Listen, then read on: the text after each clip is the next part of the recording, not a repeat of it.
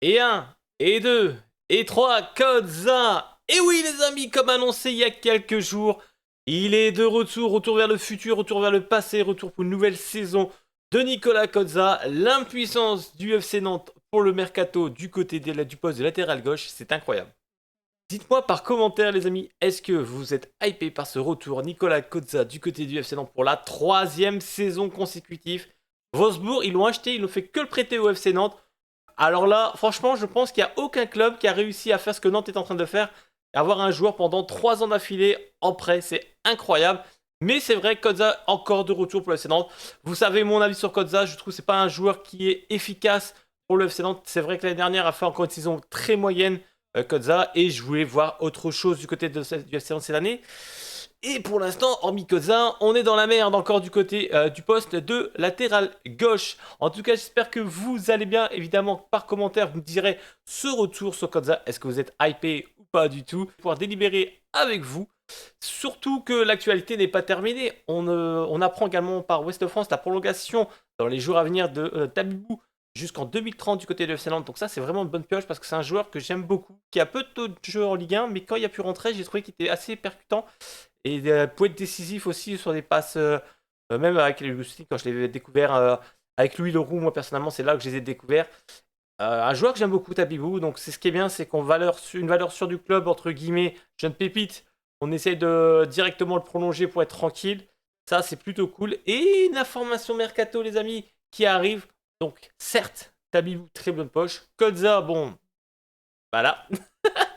Vous avez mon avis, on dira pas plus. Mais attention, apparemment, à prendre avec des pincettes, les amis, parce que je suis tombé de ça par hasard en surfant un petit peu sur les actualités du FC Nantes. Vous savez que Nantes est en train de rechercher un petit peu son secteur offensif et il y aurait potentiellement un nom. Je ne connais pas du tout, les amis.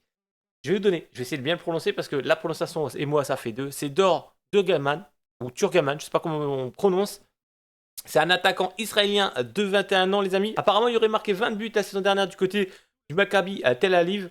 Il serait potentiellement dans le viseur du FC Nantes, un profil qui serait également apprécié par Luis Castro. La valeur du joueur est estimée à 5 millions d'euros. Est-ce que Nantes est sur le point de le faire? Apparemment, il y a plusieurs clubs, également le Werder, qui souhaiterait approcher le joueur.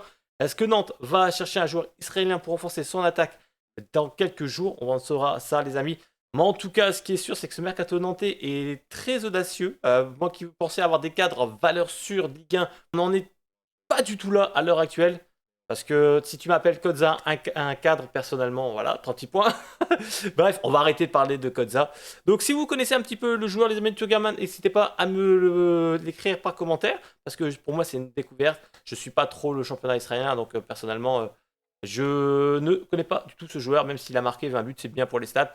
Et le championnat n'est pas similaire à celui de la Ligue 1. Donc on va pas non plus se mentir. Encore un pari osé du FC Nantes. À prendre avec des pincettes quand même cette information-là. Même comme si je vous dis, il y a le Werder, Glasgow et Asmar qui sont dessus. Et Castro voudrait en faire une priorité pour l'attaque du FC Nantes. On a fait le tour de cette vidéo les amis. Alors que retenir de ça, à part Kodza, une troisième à Nantes, aveu de faiblesse. Un attaquant du Maccabi potentiellement recru du FC Nantes pour 5 millions d'euros.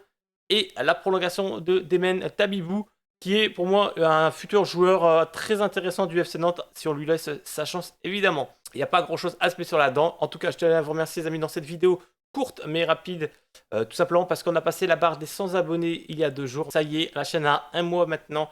Franchement, c'est incroyable ce qu'on est en train de vivre sur cette chaîne en termes de visibilité, en termes de commentaires. Vous êtes très actifs de like. N'hésitez pas à vous abonner pour donner encore plus de force, amis. À noter que le match de Nantes commence dès cette semaine face à Laval. J'ai hâte de pouvoir suivre ça avec vous. Je vous laisse là pour cette semaine, les amis. Sauf si actu, je vous donnerai, quoi qu'elle arrive, une petite vidéo mercato.